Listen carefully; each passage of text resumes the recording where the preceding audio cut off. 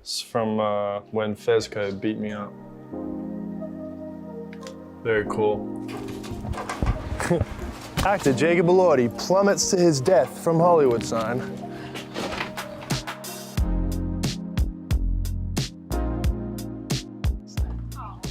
Kind of speaks for itself, you know what I mean? It's pretty surreal. I remember when I was small, the first memory I have of coming to Hollywood, I was like 8 years old, and I have this impossible memory because it wouldn't work from where I was standing, but I was where the stars on the boulevard are, and there was this postcard of James Dean, and I remember saying to my mum, I was like, who is this guy? Like, his head is everywhere. In my memory, it's burned in as like this slow motion turn around, and there was just this giant white sign. So it's impossible from where I was on the strip, but for some reason, that's like what stuck with me. It's kind of, I don't know, it's quite magical.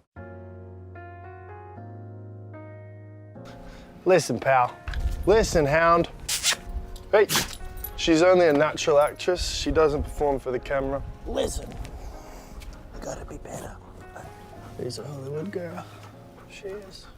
I've lived in LA, I think it must be close to 4 years now. I used to live in like a tiny apartment in the back of the valley. I would look down sort of over Hollywood and over the hills here, and I'd see these houses and I'd be like, man, who lives there? Like, who lives underneath the Hollywood sign? I was in acting school for about 6 months, and I was auditioning for projects and stuff like that, and then I sort of booked my first movie from those auditions, and then went and made that movie, and I was like, sweet, I'm set now. I'm gonna be the greatest actor that ever lived. And then it was like crickets. It was like 2 years of just, you know, going through the works, doing the pilot season stuff. It's just in and out of casting offices, so close, you're to this, you're to that, you're not this, you're not that, you're a terrible actor.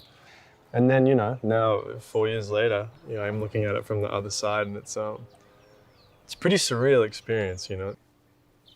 I think Euphoria is like this cocktail of every single possible experience that a teenager might have or a human being might have put into one high school. I think there's something in every character that you can relate to, and there's these human themes, you know, there's love and loss and being wanted and not being wanted, and I think that's what the beauty is of the show, is that you have so much time that you can kind of dive into his life and see where he comes from, and once you see sort of his dad's story and his dad's kind of trauma and that being passed down to him, it's kind of like, you know, I doubt there's anyone that can really come out of that situation unscathed and, you know, a happy camper.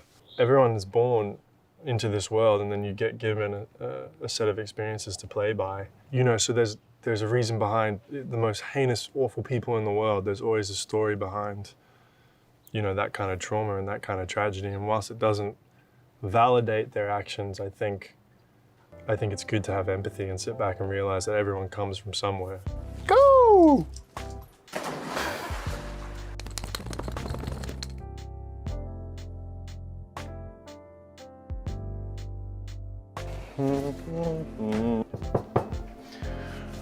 I think I make a pretty mean cup of joe.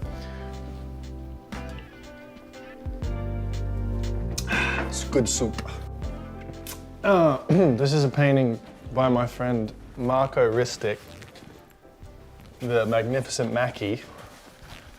He's a madman, but it's like a Buffalo 66 take, and it's my favorite. I just don't have anywhere to put it in here because it's like a black hole, and I feel like I'll get sucked into it and never come out again.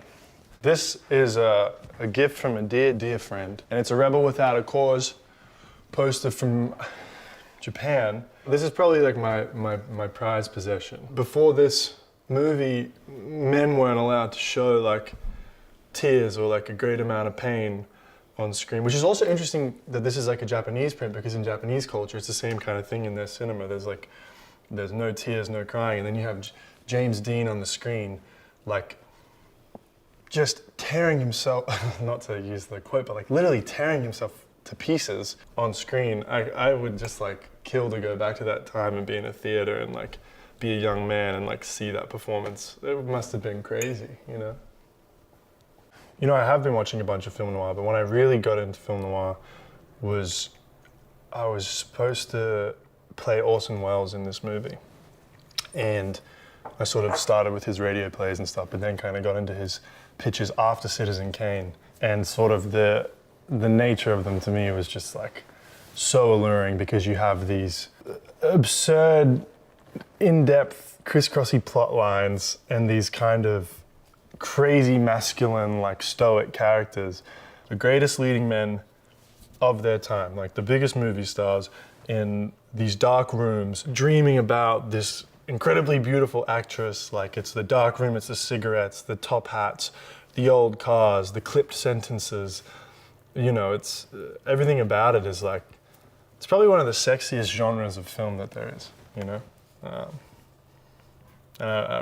I wish that I guess we still do kind of make them, but I would like to make like an original, like hardcore film noir picture, you know? That's a dream of mine for sure.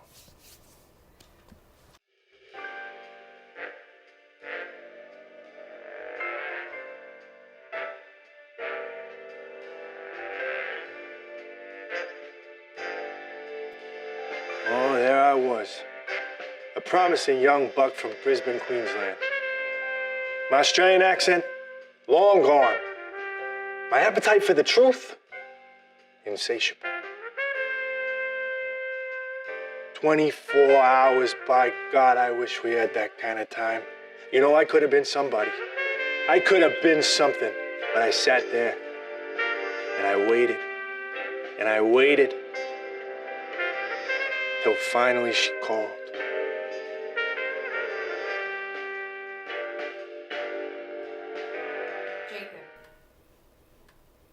Jacob?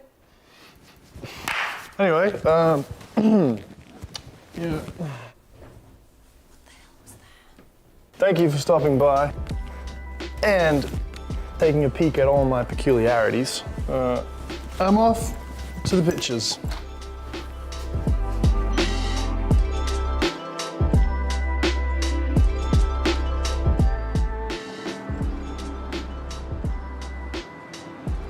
Hello. How's it going?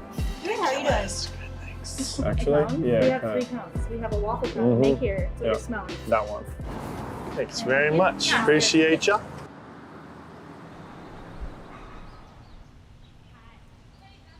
Yeah, I'm just taking a picture of these flowers. They just look really nice. We're on our way to the Los Feliz Theater, which is this nice little cute theater in Los Feliz, strangely enough. But it's one of my favorite places to watch movies in LA. Before the pandemic, I went almost every day, I would say, to go see a movie.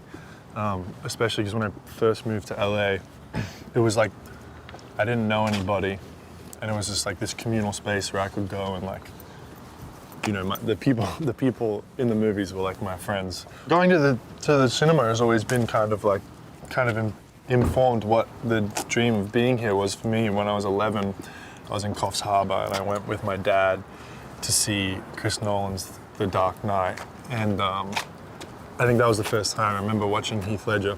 And when he's like, how about a magic trick? And he slammed that guy's head into the pencil and the pencil disappeared. I was like, that's what I want to do. Whatever that is, that's what I want to do. Strangely enough, I've been here for 4 or 5 years now. And because of this kind of terrifying new digital age, I've only ever really made things that are on like streamers or on television, and I haven't really made like a, you know, like a movie yet. And I think every time I go to the theater, it's hard to not sit there and be like, that's what I want to do that. Thanks so much for spending the day with me. I want to go and see a movie now.